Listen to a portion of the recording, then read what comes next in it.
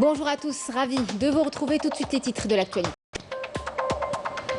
Journée du savoir ce 16 avril. Dans un message, le président de la République, Abdelmadjid Tebboune, appelle les jeunes Algériens à œuvrer pour un meilleur apprentissage et à se diriger efficacement et avec détermination à la créativité et à l'innovation, tout en s'attachant à notre patriotisme scientifique.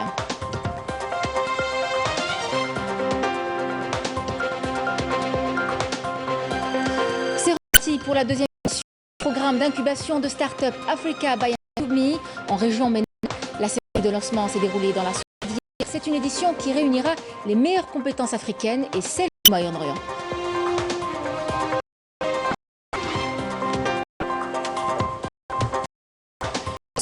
Les jeunes sont-ils compatibles? Une question que beaucoup d'adeptes d'activité physique se posent en ce mois de Ramadan. Alors, pour qu'ils fassent route commune, nous tenterons d'y répondre dans le grand format d'Inde.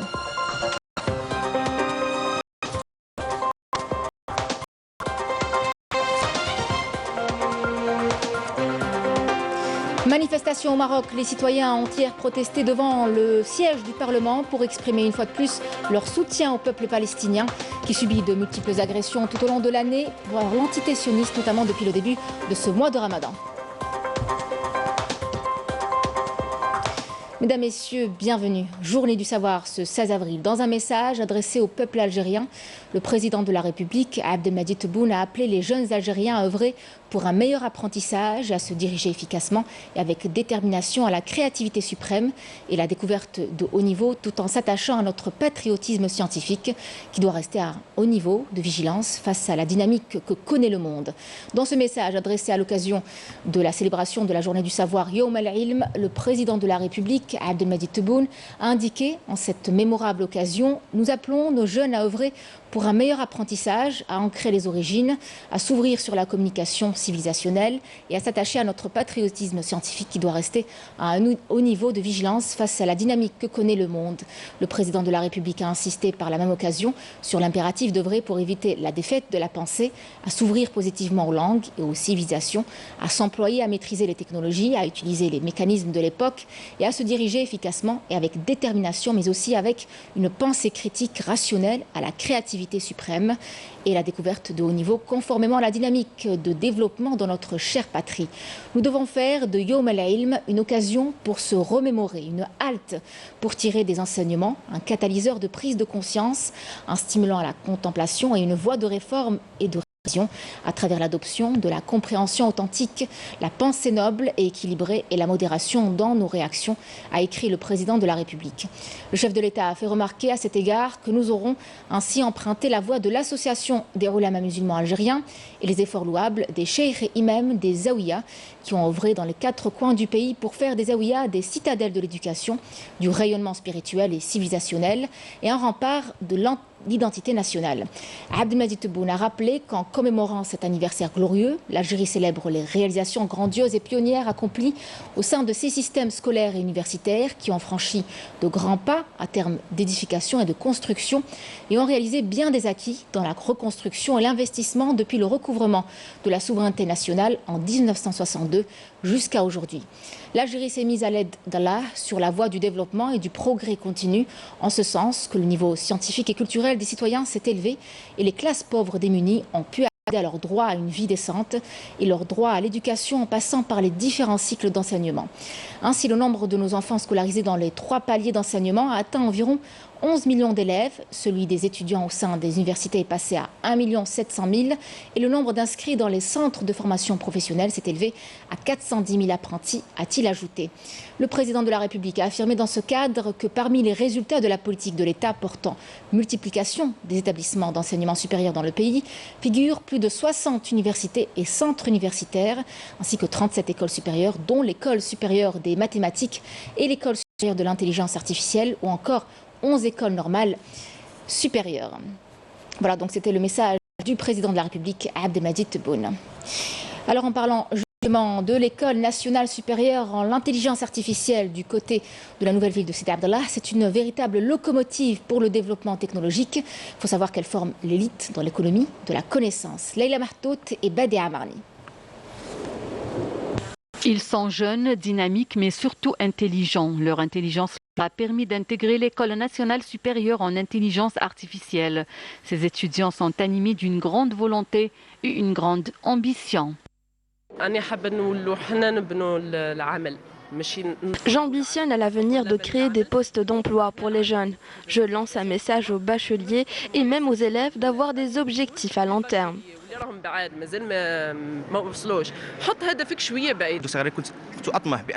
J'ai toujours eu l'ambition de devenir programmeur, c'est mon défi.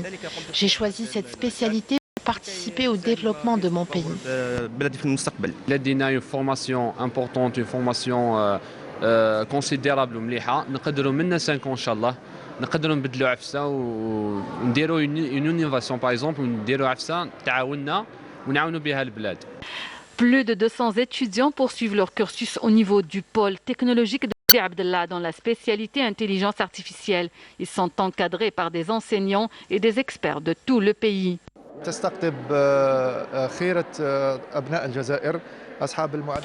Ce sont les meilleurs élèves de l'Algérie qui intègrent cette école, ceux qui obtiennent d'excellentes moyennes et qui sont issus des filières mathématiques, les sciences expérimentales et maths techniques. Nous encadrons ces étudiants et nous les incitons pour avoir l'esprit d'initiative afin de se lancer dans l'entrepreneuriat. L'ouverture de l'École nationale supérieure en intelligence artificielle est un maillon fort qui permettrait de concrétiser la politique du gouvernement qui vise le développement d'une économie basée sur le savoir et l'économie de la connaissance. Je vous en parlais en titre, c'est reparti pour la deuxième édition du programme d'incubation de start-up Africa by IncubeMe, région MENA. La cérémonie de lancement s'est déroulée dans la soirée d'hier au Centre international des conférences d'Alger, en présence du ministre délégué auprès du Premier ministère chargé de l'économie de la connaissance et de start-up, ainsi que de membres du gouvernement. C'est une édition qui réunira les meilleures compétences africaines et celles du Moyen-Orient, notamment la Palestine qui rejoint le programme ML Bouarba. Fort du succès de la première édition, le programme d'incubation de start-up Africa by IncubeMe revient cette année. Avec plus d'ambition et une grande nouveauté, il implique désormais les start-up innovantes du Moyen-Orient. La surprise a été créée hier soir par la participation de la Palestine. Ces jeunes de la bande de Gaza ont brisé le blocus médiatique et technologique imposé par l'entité sioniste. انطلاق إن شاء الله الشرارة للاحتفالات بهذا المشروع المتميز مع حاضنة IncubeMe en Algérie.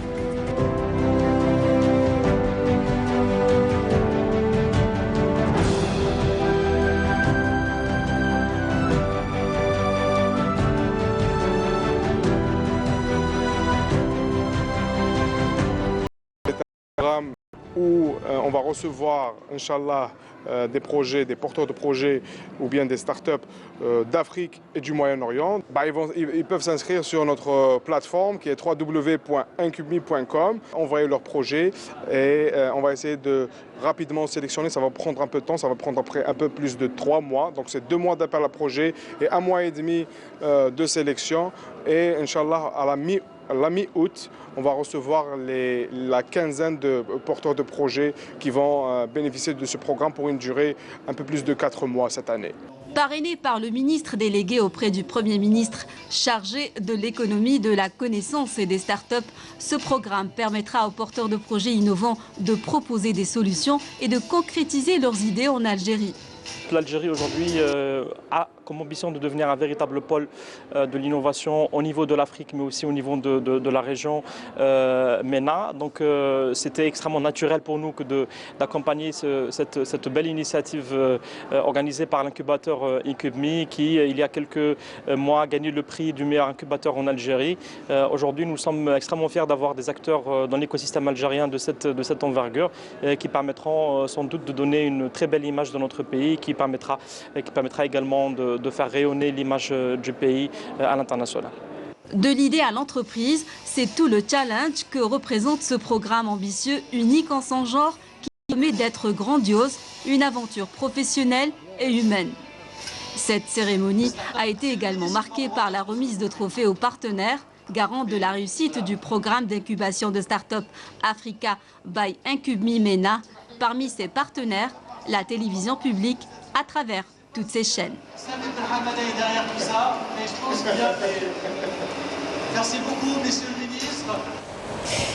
Jeûner dès les premières lueurs du jour et ce jusqu'au coucher du soleil relève du défi pour les adeptes du sport. Mais d'abord, comment concilier jeûne et sport? Il faut dire que pour bon nombre d'entre nous, ils ne font pas bon ménage. Un médecin spécialiste en médecine physique et en réhabilitation nous explique comment s'y prendre pour que Ramadan et activité physique fassent route commune. C'est le grand format de ce week-end. Il est signé Amel Bouarba. Sport et jeûne sont-ils compatibles? Une question que beaucoup d'adeptes d'activité physique se posent en ce mois de Ramadan. Si certains préfèrent les grands airs, d'autres optent pour le sport en salle. C'est le cas de Nassim que nous avons rencontré en pleine séance d'entraînement à quelques heures de la rupture du jeûne. Ça va, Nassim, tu fais du sport même pendant Ramadan? Ah oui, bien sûr, ça va, ça va. Bon, moi je pratique la musculation depuis 15 ans. Et je peux vous dire que la musculation est compatible avec le Ramadan. Il n'y a aucun problème. Au contraire, c'est bénéfique pour le corps et le corps il devient plus résistant. Et ça permet aussi d'épuiser les réserves de glycogène et nettoyer le corps de la graisse. Pratiquer une activité physique durant ce mois nécessite toutefois le respect de certaines règles, comme nous l'explique le docteur Sadia Kmoun. On recommande d'en faire 1 à 2 heures avant le ftour, à condition de réduire l'intensité, réduire la fréquence de pratique, surtout pour les personnes qui étaient déjà sportives auparavant. Au lieu de faire tous les jours, ces personnes-là peuvent faire entre 2, 3, voire 4 fois par semaine, favoriser les récupérations et réduire l'intensité. Pour les personnes qui n'arrivent pas à pratiquer une activité sportive avant le ftour, elles peuvent en faire à partir de 2 heures après le ftour, à condition que celle-là soit de faible intensité, comme la marche, surtout pour améliorer la digestion. Vous faites avant? Moi, je fais avant l'entraînement, avant le ftour. Voilà, je trouve que c'est bénéfique pour moi. Et vous mangez quoi après? Il faut manger sainement pendant le Ramadan. Il faut éviter tout ce qui est sucrerie, les gâteaux, les boissons gazeuses. Il faut favoriser tout ce qui est les sucres lents. Pour l'alimentation, on recommande d'avoir bien sûr des plats équilibrés, de bien faire le plein d'énergie au sahur, donc d'avoir une portion de glucides, aussi de protéines, pour être rassasié, avoir l'énergie, mais aussi pour préserver la masse musculaire. Et pour les blessures, justement, c'est là où il faut bien sûr réduire l'intensité, la fréquence, favoriser les récupérations durant la séance de sport. Et qu'en est-il de la pratique sportive pour les personnes atteintes de maladies chroniques? Contrairement aux idées reçues, faire du sport même en étant malade n'est pas interdit. On peut avoir quelques complications comme l'hypoglycémie, la déshydratation ou même les blessures musculo-tendineuses.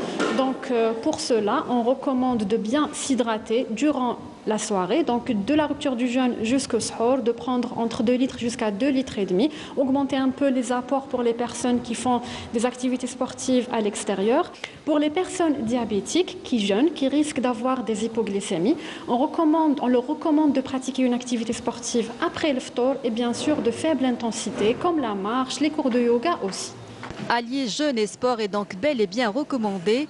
Les bienfaits de la pratique sportive sur la santé sont avérés. Alors autant ne pas s'en priver.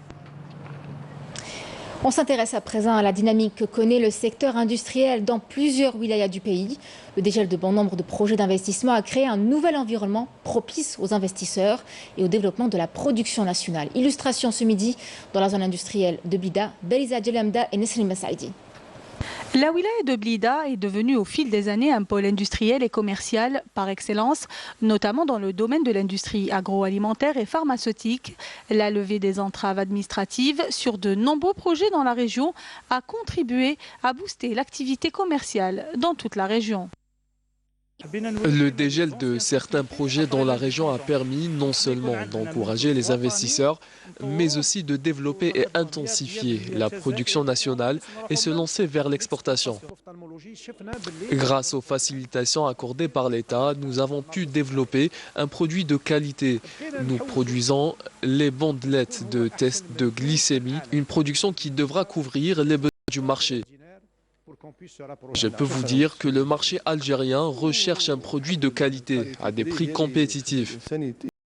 Lors de sa visite d'inspection et de travail dans la wilaya de Blida, le ministre de l'Industrie, Ahmed Zerdar, a inspecté les différentes usines après l'obtention de leur permis d'exploitation.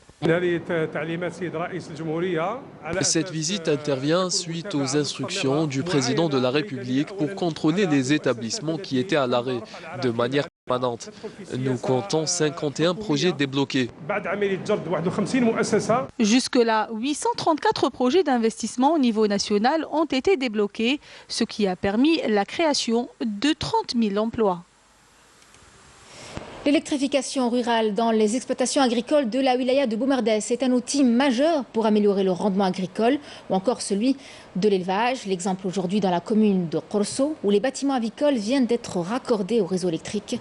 Une aubaine pour les aviculteurs et une plus-value pour la filière. Reportage Saïda Bayouf. Dans la wilaya de Boumerdès, des périmètres agricoles viennent tout juste d'être raccordés au réseau d'électrification. Un plan d'action visant à accompagner l'investissement agricole dans ces segments végétal et animal. Sur ce plan, l'aviculture n'est pas en reste. L'exploitation agricole collective EAC numéro 1 à Korso vient de bénéficier de l'électrification rurale sur ces 5 bâtiments d'élevage avicole. Une plus-value pour la filière. C'est un élevage de poulets de chair. Il existe 5 bâtiments en raison de 5000 poulettes par bâtiment. Donc ça nous fait 20 000 poulettes. Avant, l'éleveur il utilisait un groupe électrogène avec toutes ses difficultés, les pannes et tout. Il consommait en moyenne 1 200 000 par jour de gasoil. Actuellement, c'est une plus-value qu'on peut rajouter pour l'exploitant. Nos 27 hectares de superficie, dont 2,5 hectares d'élevage avicole, sont raccordés au réseau électrique. J'en suis ravie. Je peux même intensifier l'élevage et couvrir au-delà de Boumerdès les wilayas d'Alger, de Blida et de Tizi Ouzou. L'ambiance climatique dans laquelle vivent ces poulets de chair est un paramètre essentiel intervenant dans leur croissance et développement. L'aviculteur Brahim est aux petits soins avec ses poulettes. Leur survie est une priorité absolue. Aujourd'hui, je n'ai plus de crainte de rupture de courant du groupe électrogène. Auparavant, je comptais beaucoup de mortalité parmi mes poules. Les difficultés, disons, c'est plutôt du côté financier parce que vu la cherté de l'aliment, ça fait pas une année de ça, il faisait 4 000 dinars, on se retrouve avec 9 000 dinars d'Oka. La filière avicole dans la commune de Korso, elle est assez importante.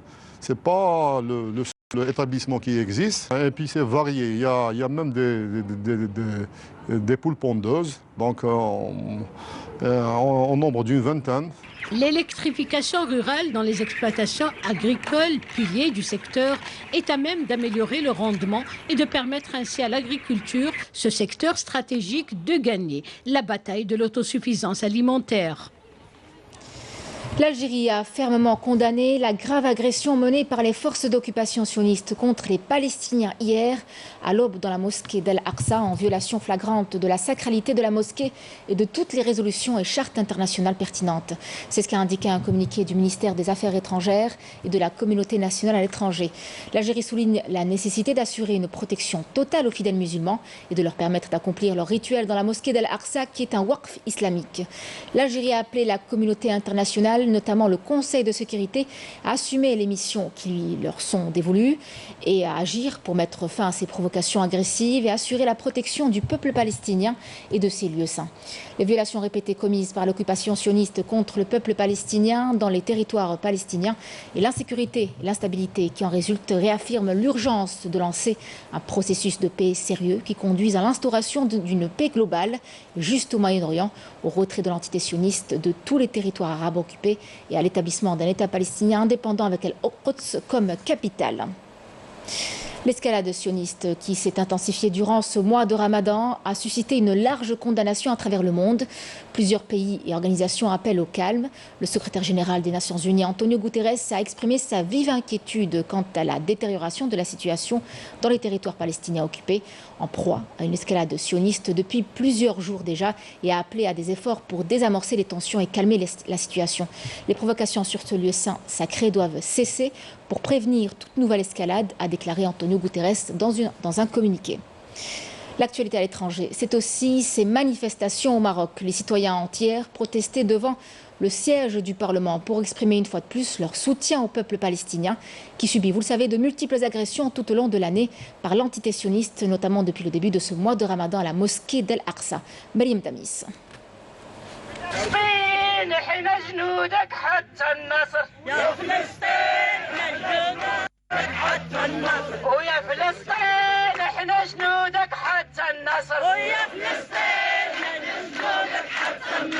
Il est 21h30.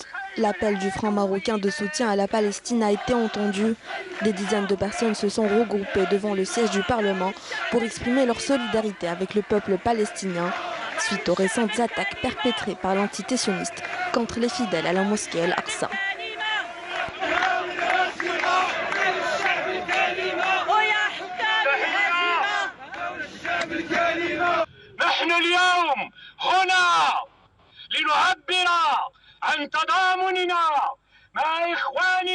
Nous nous sommes rassemblés ici pour exprimer notre soutien au peuple palestinien frère. La normalisation des relations entre le régime marocain et l'entité sioniste ne concerne que le Marzen. Le peuple rejette cette aberration. Nous tenons à saluer le courage du peuple palestinien et sa résistance face aux agressions sionistes répétées. ولنقول لهم نحييكم على صمودكم نحييكم على شجاعتكم. À bas la normalisation était le slogan scandé par tous. Militants et forces vives ont tenu à exprimer haut et fort leur ras-le-bol et leur rejet total de la politique adoptée par le Marzen, qui a sacrifié la volonté et les attentes de son peuple devant ses propres intérêts.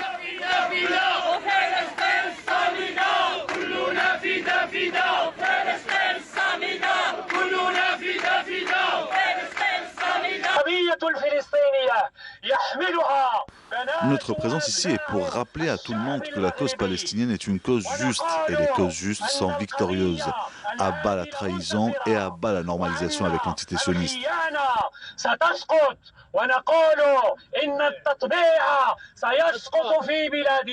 Ce genre de rassemblement est organisé à travers le Maroc depuis des mois. La dernière agression sioniste contre les Palestiniens à Al-Aqsa n'a fait que raffermir davantage la volonté du peuple marocain, déterminé plus que jamais à faire entendre sa voix à un régime qui semble sourd à tous ses appels.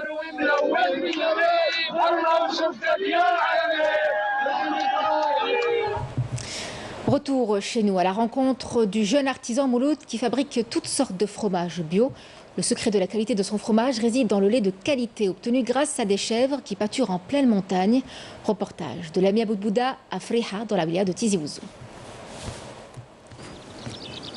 Chaque matin à 7h, 365 jours par an, c'est le même rituel pour Mouloud Ouaras, éleveur caprin et fromager qui met en avant la pratique du pâturage et cela influe sur la qualité du lait. Pour avoir un bon fromage, toujours, il faut un bon lait. Donc c'est pour ça qu'on est là donc, dans les altitudes de la Kabylie. Ici, on a un élevage de 120 chèvres laitières, donc une production laitière de entre 200 et 300 litres de lait de chèvre par jour. Elle est acheminée directement vers la fromagerie pour la transformation. Ici, on accueille même la production laitière d'éleveurs bovins. Il y a beaucoup de bactéries dans le lait. On procède souvent à des analyses pour vérifier l'acidité, la densité et s'il n'a pas beaucoup d'eau et on vérifie sa matière grasse, on le refroidit dans ses cuves et on pasteurise. Riche d'une formation à l'étranger depuis 4 ans, Mouloud et son équipe maîtrisent tout le procédé de fabrication d'une dizaine de fromages. Les étapes après l'analyse de lait, donc le stockage, on fait la pasteurisation et le caillage de lait. Donc, et après le caillage, c'est le moulage de cailler. Donc, et après le moulage, c'est l'affinage. Donc, il est dans les alloirs d'affinage où le fromage, chaque type de fromage, il reste affiné, tout dépend le type de fromage. Comment dirais-je, le gruyère, il reste jusqu'à 6 mois. Par contre, les autres, à partir de 45 jours, 2 mois, 3 mois d'affinage. Avec une production de 500 kg jour, répartie sur une dizaine de sortes. Le lait qu'on ramasse chez les éleveurs, lait de vache et de chèvre. Donc on fait la fabrication des fromages de type pâte pressée. Donc on a le gouda, les edam, on a le chèvre, la tome de chèvre. On fabrique aussi la raclette, aussi le mélange entre le lait de vache et le chèvre, le machingo. Un jeune investisseur qui contrôle toute la production de cet homme, du lait à la vente, avec en prime le goût authentique de nos montagnes. Sport football, quart de finale aller de la Champions League africaine. Le deuxième représentant algérien, le CR Belouizdad, leader incontestable du championnat, reçoit ce soir l'Wydad Casablanca à 22 h pour tenter de prendre une option sur le deuxième match. Une rencontre qui se déroulera au stade du 5 juillet, ouvert au public. Hier, l'entente de Sétif a été tenue en échec devant les Tunisiens de l'Espérance Tunis, 0 partout. C'était la dernière information de ce journal. Merci de l'avoir suivi. Tout de suite, une nouvelle du ciel. Pour le 19 h, vous retrouverez Kemal Suig. Excellent après-midi à tous et à très vite.